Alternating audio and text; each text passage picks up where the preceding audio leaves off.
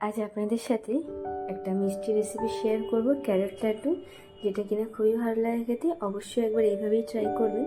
450 গ্রাম গাজর ভালো করে ধুয়ে মিহি করে গ্রেট করে নেব, ছোটো গ্রেটার দিয়ে গ্রেট করব। 1/4 কাপ কাজু রোস্ট করে তুলে নেব। তারপর কিছু কিশমিশও রোস্ট করে নিলাম। 2 চামচ ঘি দিয়ে দিয়েছি, 2 টেবিল স্পুন মতন। এরপর গাজরটা লো ফ্লেমে নাড়াচাড়া করব।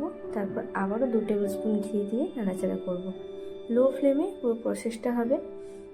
আগে থেকে 500 গ্রাম দুধের ছানা তৈরি করে রেখেছিলাম, যেটা খুব ভালো করে মিহি করে হাতের সাহায্যে ডলে সেটাও দিয়ে দিয়েছি। কুচিয়ে রাখা কাজু ও কিশমিশটা দিয়ে এবার ভালো করে লো ফ্লেমে নাড়াচাড়া করবো, যাতে করে গাজরের কাঁচা গন্ধটা চলে যায়। তারপর চিনি দিয়ে দেবো টেস্ট অনুযায়ী।